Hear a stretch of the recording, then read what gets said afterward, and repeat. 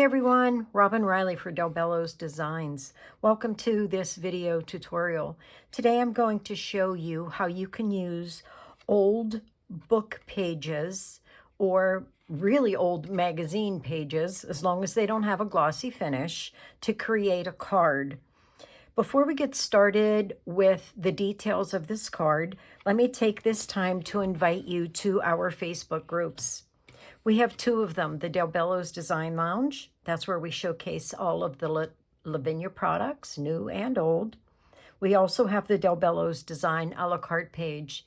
That's where we showcase all of the other great products that Patty carries in her shop. We are on other social media platforms, such as Instagram, Pinterest, and TikTok. And when you go to those, all you have to do is search this right here, hashtag Bello's Designs. Okay, so let's take a look again at this card. And you can see it has various layers to it. I have added a couple metal pieces that are cogs that I have in my stash, along with a sentiment that, again, it's another old one that I had in my stash. I will not be doing these in this card presentation, but you definitely can feel free to use what you have in your stash to complete the card. Let's go over the supplies that I used. So first of all, I am using a brown piece of card that weighs approximately 80 pounds, and it measures 4.5 inches by 6 inches. This will be my card topper. For the base of the card, I will be using a base that measures 6 inches by 9 inches, and it is scored at the 4.5 inch mark. The inks that I will be using today, all of my stamping will be done in VersaFine Clair Pine Cone. Some of the edging will be done in Rusty Hinge, which is the Distress Oxide. And I will be using a blending brush for that. You could use a smoothie, whatever you like to blend with will work just fine. And I will be using these other tools. I'm going to be using a couple of the Distress watercolor pencils, one in Salvage Patina, the other in Rusty Hinge. To apply these colors, I will be using a watercolor brush, which is filled with water in the base, and it has a nice pointy brush. I will be using a pair of scissors along the line, along with a bone folder. I will be using an acrylic stump to apply some of the stamps. I will also be applying my stamps with my Misty. And let's see, these are the stamps that I'll be using today. I'm going to be using Zia. She is from the newest release, LAV 791. Masquerade, LAV 790. Mystic Swirl, LAV 589. This is an older stamp. Heart, the small size, LAV 784. The clock set comes with two different clocks. I will not be using the Roman numerals. I'm just going to use the clock with the numbers. That's LAV 781. And then the cog sets. I'm going to be just randomly choosing different cogs from set 1. Oops, sorry. Set 1 is number 781. Set 2 is LAV 776. And set 3 is LAV 777. The other thing that I will be using, I love going to antique stores mainly to find old books and magazines. And this is an old Farmer's Almanac. That's why I said I was using a magazine and not a book page, but either or would work as long as it's not glossy. And maybe, you don't have to, but maybe you can find some nice stuff as far as wording goes. Like this one says smile a while. That caught my eye, and that's why I wanted to particularly use this page. I will also be using some adhesive, Designer Dries Clear adhesive. I think I covered all of the supplies that we're going to be using. If I forgot any, I will make sure to let you know along the way, and I will make sure everything is listed in the description box below. So let's get started. We're first going to start with the brown piece of paper. And you know what? I don't need my MISTI. I don't know what I'm thinking here. Let me go back this direction here. What I'm going to use here is this short, chubby little acrylic stump. And I am going to be applying the cogs just in a random fashion on this background page first. To do that, I will be using the VersaFine Clair Pinecone inks. And as I said earlier, I am just randomly going to pick different cogs and place them around this brown card. And I'm going to do first, second, third generation in all of my stamping. Okay, we're done with that. Make sure you take the time to clean off each of your stamps as soon as you're done using them. I just use a microfiber cloth that's been damp. And with cogs, I like to apply them so that they are somewhat connected. Because if you think of the cogs that are parts of a machine or inside a watch, the gears have to actually be touching for them to work. Now here you can see I didn't get a great print, but I'm not too concerned about that because it's probably going to be covered in that area from what I am doing. So again, you just want to randomly put these cogs onto your page. Okay, I'm reaching for a larger cog here. It takes some practice using these stumps to stamp with. I definitely had a learning curve initially. I was so used to using my MISTI that I don't know, I just wasn't really that good with them. So it does take just a little bit of practice. It's not that big of a deal to learn how to use them. What's nice is you can see right through the top, and you can see where you are placing that stamp once there's ink. See what I mean? See how you can see through that? Try not to get a glare. I'm going to try to match up my cogs to make them look like they're in working order. Again, you don't have to do that. That's, you know what, that's just me being me. Just stick them on there randomly.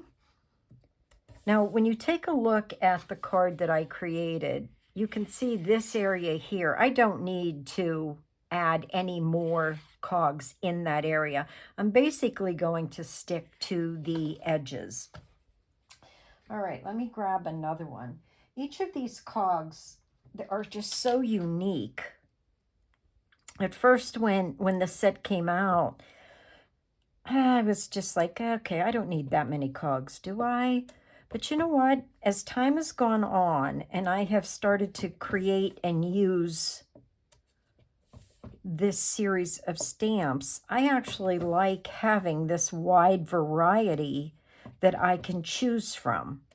It just really adds a lot of interest and difference, I think. It's, you know what, it's all for fun, right? All right, let me grab one more. Again, like I said, I'm reaching around, grabbing things behind me very randomly.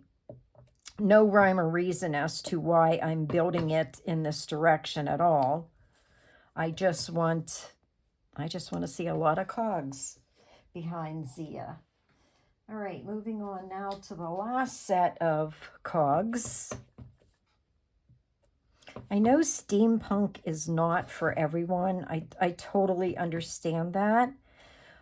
But I like the positive response I've been getting from a lot of our members, that the more that they see created, and I think the more that you can see how these stamps can be intermingled and mixed with our older Lavinia stamps, they're actually a lot of fun to have. Just, you know what, change it up a little bit.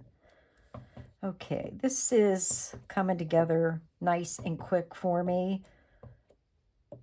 And I think I'll maybe add just one more right there. And let's hope that I get that covered enough. If not, I can always add to it as the time goes on. Let me get this moved out of my way. And next I'm going to bring in my Misty at this point. And I want to bring in the book page. Now this I'm going to try to strategically set so that I can utilize that smile a while. And to do that, all I'm going to do is align Zia, her forehead,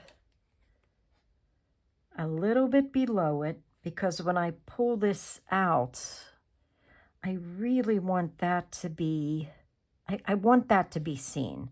So I'm going to have to play with this and hopefully be able to use that. If not, no harm. But I'm going to place her kind of here in the center. I kind of like that the clearing runs right down the center of her nose. I think that looks kind of cool. Okay, these papers are so thin and so old that I hope I don't tear anything here along the way. All right, let me get Zia cleaned up here. I got a little ink on the edge. All right, let's get her pressed into place. These papers are so old that they really absorb the ink quickly. You have to be careful with them, especially if you're using, you know, an older book or an older magazine page, because they are so thin. The ink really goes through quickly. And if you're going to add any type of water to this page, you have to be, you know, super careful. All right, I'm going to move on with Zia and apply the mask. And a lot of the mask actually gets lost in this design just because there's so much. Now, I could have created a mask to cover some of this, but I don't need to. I'm okay with what's going to get covered. So what I do is I simply align the opening of the mask over the eyes using that same ink. Straighten out my paper. I'm going to apply the mask. Before I set it down, I'm going to double check just so that I have her eyes peeking through the opening. There we go. That's good. See how that darkened up around her eyes? But we're going to add some color in a little bit, so that'll help highlight that area. Now, for her hair, I chose to use this fabulous stamp that has all the swirls in it. So much fun. This is an older stamp, the Mystic Swirl. But to get this placed appropriately, I created a mask from a piece of scratch paper. And I'm just going to cover the majority of her face because I don't want to stamp onto her face. I'm going to hold it down with my magnets. That should be good enough. And what I want to do is I want to place, we'll look at the original, the swirls coming out to represent her hair. Now, there are other stamps in the Lavinia line that I'm sure if you take a look, and when I mean take a look, don't look at the stamp directly as it's meant to be. Spin it around, look at it upside down. You will be surprised how many items you find that you can use in another way. I'm going to start right in the center and line that up. Now, being that the mask is down, the only thing that will get covered is above her eyebrows. So I'm only stamping ink halfway down. I don't need to stamp the entire thing. Pressing that into place. And I'm just going to rotate this, doing the same thing, trying to create a nice head of hair in a very whimsical way. Ever since I started with Lavinia Stamps, I've always tried to find unique and different ways of using the stamps, finding other ways to use them other than what they were meant for. Just kind of a fun thing for me to do. Okay, so I've kind of got a good top going on here. Now you could do some second generation stamping. I might do one here to even this up here. And being that this paper is so old, I can get a decent print from that. All right, I am going to try to get those in place so that I can add some hair. We're going to give her some locks here. Make them head down towards her shoulders. So again, just thinking up the area that I need and pressing that in place. You could play with this as long as you wanted to give her a real full head of hair. But we're just going to do one more little set here on the side.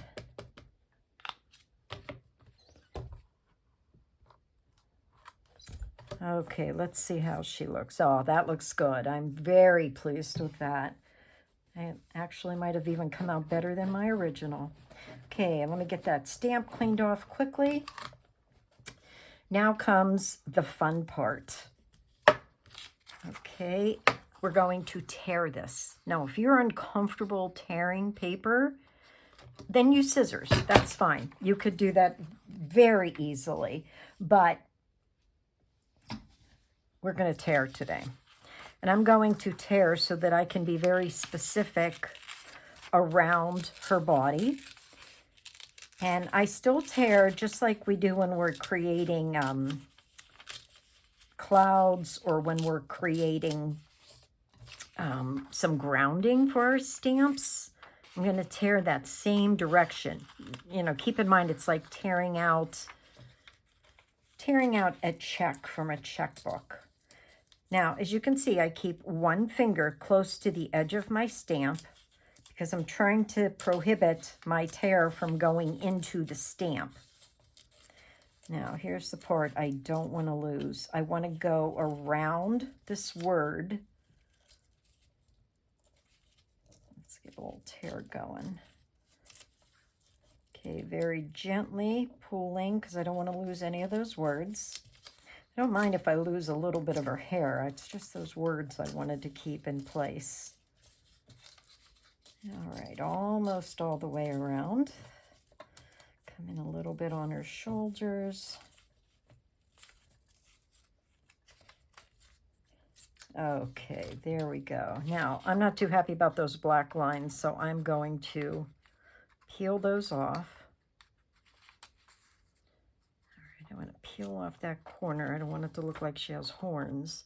Okay, and let me bring in my paper. I just want to, my topper, I want to make sure that I have created a proper size. So just right here is a little bit that is hanging off. So I'm going to just go back in here, tear this little piece off so that it's not hanging. And that looks pretty good. I'm pretty happy with that. So next step, what I want to do is edge my piece of paper. I want it to look a little bit older. So to do that, I'm going to use the Rusty Hinge Distress Oxide ink along with a blending brush.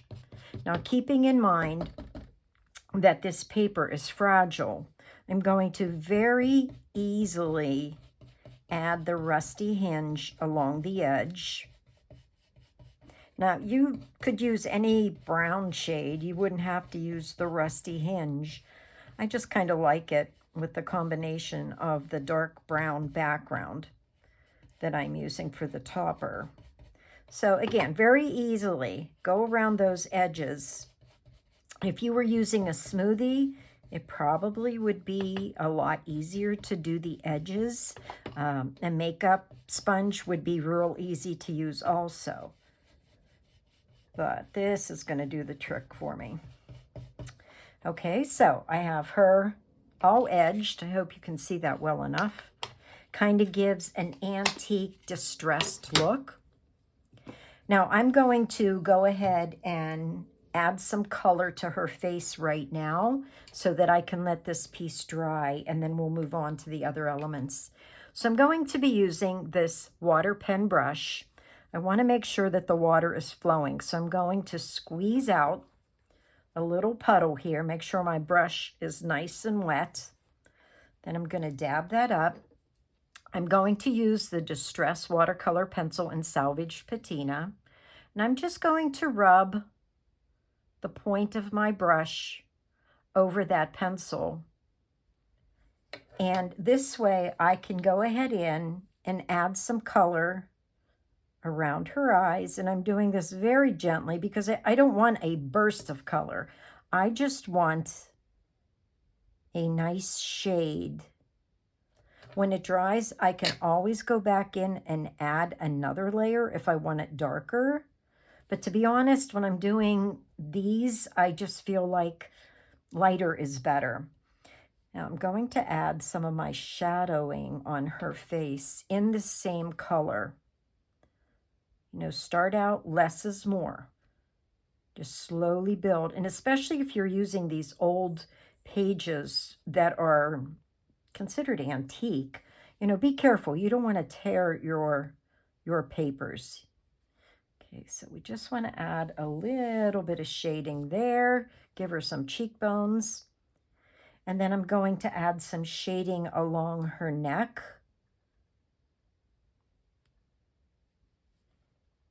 Just a wee little bit, don't need a lot. And I always tend to do a little bit of shading on the nose to give some depth to the area. All right, to me that's looking pretty good. I'm gonna add just a hair under her lip. Give her some more dimension there.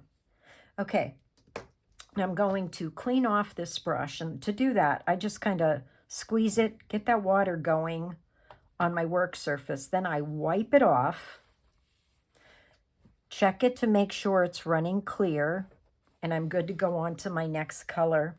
And I'm just going to use that rusty hinge in the watercolor pencil. I'm going to add just a hint of color to her lips. I just want it to be very light. I don't want it to be too dark. Just to give some color. And this is just such an easy, nice way to do it. Very simple. Okay, so I'm going to set her off to the side to dry, and then we'll come back and put her together. Now, I'm going to bring my Misty back in. I'm going to bring in that piece of paper that I was working on. Waste not, want not. And I am going to go ahead and stamp a few more of the elements. One being that beautiful heart. And I am going to set it on an angle, again, just to create some interest with the wording that will appear. VersaFine Clair ink in Pinecone. Oops, that could have been a mess, but that worked. Okay. And then the last element I need to stamp is going to be that clock. Now, you know, you do it your way. I want my 12 going straight up, and I want my words to be straight up also. So I think that's pretty good there. Let me add some. Oh, get that out of the way. I've got a little bit of a wrinkle in that paper. That's what I was trying to smooth out. And let's get our stamp in place there, our clock. Okay, adding a little more color to those elements. And I'm going to do it in the same method that I did using the water brush and the watercolor pencil and salvage patina. I'm going to just highlight a few areas. I'm not too particular. I just want to add some color. No rhyme or reason. Just give some interest. Same thing around the heart. Anyway, anywhere. Just add some little dots of this color here and there. Keeping in mind now, you don't want to press hard. I'm really using such a soft touch with this brush, being that this card is, or I'm sorry, this paper is so old. I just want a little bit of color and not too much. Okay, I'll stop there before I get carried away with myself. All right, now this is where I'm going to use the scissors. I wanted more of a precision cut here. So bear with me as I fussy cut. I know a lot of people hate the fussy cut, and I think we all wish Lavinia did some dies, but gotta do what we gotta do to get by. And you can see I'm not being very particular about like getting in every little nook and cranny. I'm just getting the best of it as I can. Again, just giving interest. And I hope you can see that as I'm cutting, I'm not moving my scissors like this. I'm actually holding my scissors rather still, and I'm just guiding the paper through the blades, and I'm very slowly pressing on the scissors to keep everything moving smoothly. It just seems to me that way you get a smoother edge. If I were using the scissors going up and down, I would get a real ragged edge, and I don't want that. I want this to be as smooth as I possibly can. Here I'm actually just pulling my paper through and rotating the paper around that bend with gentle pressure on the scissors. And remember, again, I'm using really old paper here, and it would tear very easily. Not that that would be a bad thing. It would be kind of cool. But anyway, that's what we're doing. Okay, I'm going to just set these off to dry just for a quick second, and I'm going to show you something. All right, here's that old Farmer's Almanac magazine. Look, you can see it's from 1971. Doesn't sound that long ago, does it? Anyway, I want to show you how you can make your own washi tape. Not that I'm going to be using it on this card, but I just think because this paper is so easy to work with, I want to show you this. Okay, so you take a piece of Scotch tape, all right? Any size will do. You lay it down. Let's see. We'll just lay it on this section. Press your tape in, and then peel this slowly from the page, and look. You see that? Let me get this out from underneath. Check it out. Just a real fun, quick way to make your own washi tape. Okay, it's gonna be shiny on the top, gonna look just like a piece of plastic. It is no longer sticky on the back, so you are going to have to use some sort of adhesive. But tell me, how fun is that? Look, we'll put it on there. Just a neat way to make a different element for a card. Okay, let's assemble this card. So I'll bring the card base back in, and I'm going to bring in Zia, get her placed. I like to lay down my pieces so I have an idea where I want everything to be adhered.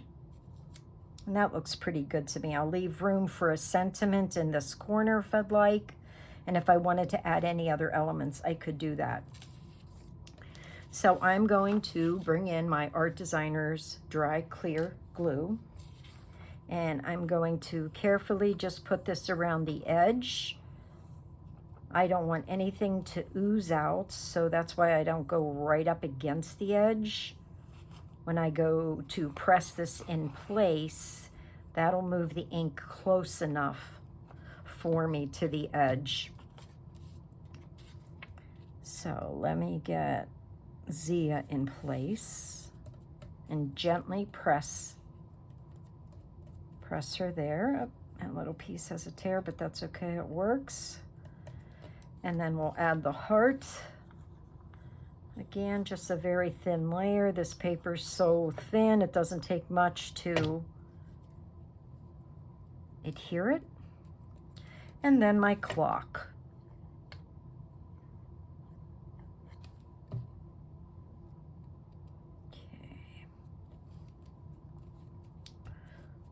So there you have the topper basically done. Now, like I said, if you wanted to, you could go ahead and add some type of sentiment that you have in your stash. What I did is I just stamped it on a piece of that same paper from the magazine that I had, and I fussy cut that out. And then I did add some metal elements. Again, that's up to you, how you would like to finish off your card. Now let me bring in my card base. And I am going to somehow, oh, here it is, my bone folder, it slid over on me. Okay, let me get that nice. And we're just going to add, let's see, I got a little bit of stuff there. Okay, this is going to fit basically right over the top of my card, like so. Let's get that glue back in here.